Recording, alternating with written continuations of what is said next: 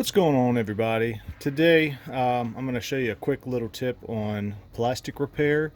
Something that works really well if you don't have a soldering iron that you can't plastic weld it, or if something's just you want to get it done a little quicker. Here we've got a set of window control units for a C5 vet. Obviously, they were replaced for damage. This one's a little chunky. It's got a hole right there. The last one I took apart, the customer brought it in because the switch was all busted up. He actually tried to pry the switch panel out from the back, and he ended up cracking it all up, so it's kind of flimsy. But the switch itself does work, so I'm going to keep this as kind of like a test switch. These are discontinued, if anybody didn't know. There are some reproductions. Some of them appear to be the close color to factory. Some of them are not. But anyway, this is a quick way you can repair these cracks that you got going on. Obviously, if you can maintain all the pieces that fell out, that would be best. So the supplies you're going to need is just your standard super glue. So we'll get that, and then you can get some washing soda. This is basically just a filler material to kind of help seal up any gaps. Kind of makes the strength come in.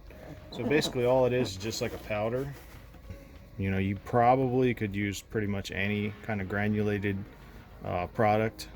This is pretty fine, so I think this works really well. So we'll go ahead and set some of this aside right here. Bust out the credit card. I'm going to divvy up a little bit. No, I'm just kidding. We are going to take the super glue. Super simple.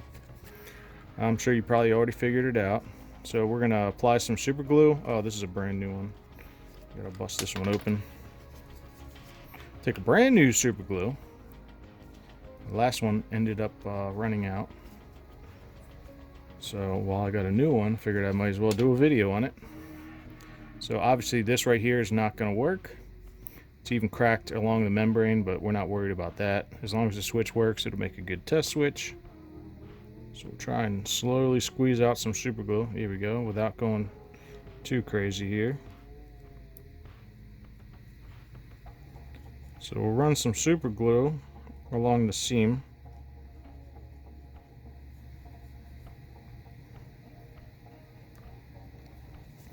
And then we'll just kind of try to hold it in a way to where that the gap is where it once was. Hold it nice and straight. Sometimes you have a weird jagged edge that won't let it sit right, so you got to kind of play with it till you try to get that seam to basically disappear. And once you're set up like that, you can add a little bit of super glue. Then you want to take a little bit of your fine powder, just sprinkle it over top. Be careful, it does have a reaction. Sometimes it'll emit more vapor, so you probably don't want to breathe it in. So once you have it pretty much laid up in the crack, normally you could just go ahead and lay down a bead of super glue over that and it'll harden up. But since this actually has to sit flush with the panel, I'm going to use my screwdriver. That's annoying. To kind of flatten it out a little bit while it's still a little soft. This stuff dries really fast when it's applied to this washing soda, so definitely be aware of that. So I got it all flattened out. That should work. Grind off a little bit. So now that we've got it pretty much profiled, now all you really have to do is just do a couple drips. You probably don't want to touch the super glue to the washing soda because it'll actually immediately dry. And we'll get it to go downhill.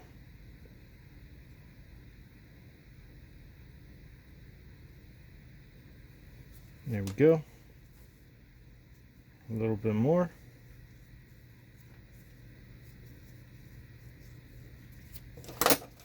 And before it sets up, just make sure it's sitting right. So it does produce like an exothermal reaction, so it will heat up a little bit. So, this isn't too bad. If you do this to any kind of like Super glue and fabric tends to have a stronger reaction, so just be aware of that. Yeah, now that corner is pretty much already set up. So, I mean, this would make a functional test switch, and it really doesn't look all that bad. So if you're in a pinch and you know, can't get one of these things because they're discontinued and you don't like the aftermarket one, you can repair them. So that's definitely something to keep in mind. This one with the crack in the membrane right there, I mean, it's not visually 100%. It's pretty close. But yeah, you can just fix all kinds of plastic cracking issues. I've actually done the other side already, so it's pretty rigid. I'm going to do the top here, so we'll go ahead and do that one more time. Oh, this whole section looks like it blew out.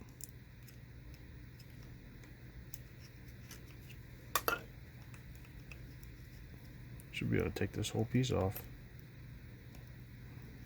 I think it's connected inside with some circuit boards. So something that goes along the whole length of here, what I would do is I would kind of start by pushing it this way to kind of line the gaps up, because that's pretty much where everything's going to start from. So that looks pretty decent. You can tell it broke because this was actually in the sun. This wasn't. So it was broken for quite a while, all the discoloration. So we'll go ahead and stick this back together. I'm not super concerned with it just because, you know, I don't even need it to fit in a door. But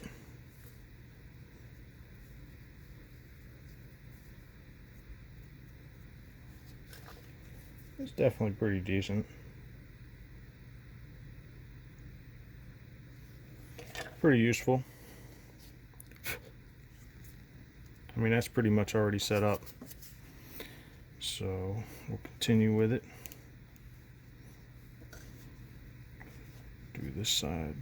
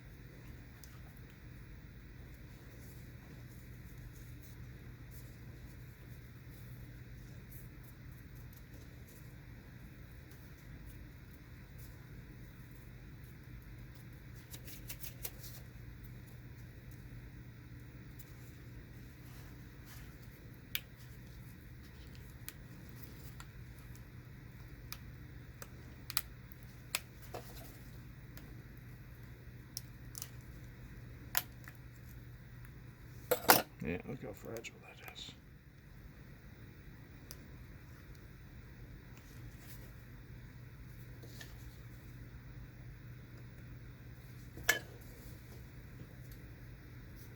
And it's really nice because you can like rapidly, you know, repair things as you go. Like this, we had to start with this crack, then move to this crack, then now we got this long gap here. So I can close that one up.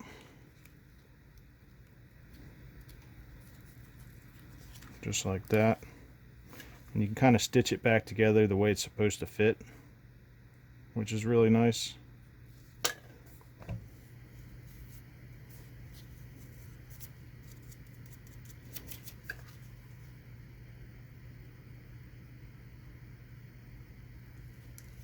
It looks like we glued our finger. So yeah, it is nice to wear gloves.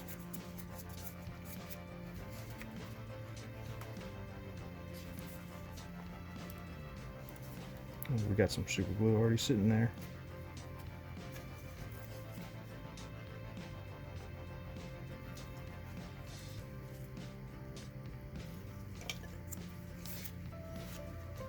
So yeah, now that we got this shape all together, you know, now we can tie in the sides here. Look how we can squeeze those gaps, and the gap in the material almost vanishes. So we'll go ahead and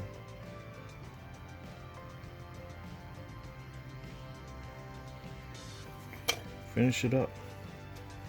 I mean, you could sit here for hours and slowly just dry little teeny pieces here and there back together, but I mean, if it's your own car, you know, you can definitely get by with this and definitely save yourself some money, some time. And it actually is a pretty rigid repair.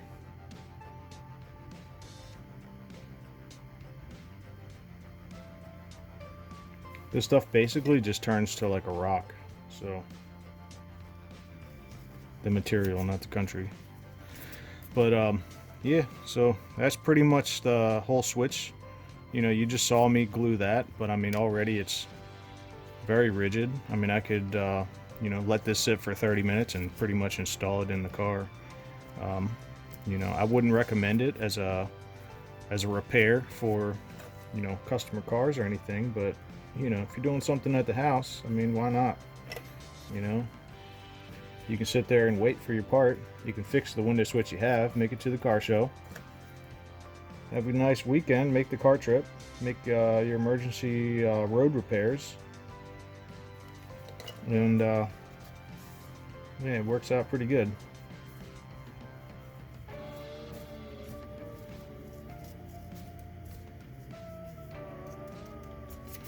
So yeah, once your part's all set up, then all you got to do is just let it dry,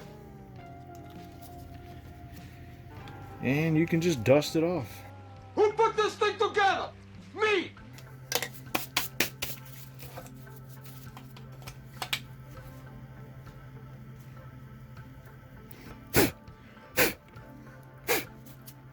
There you go.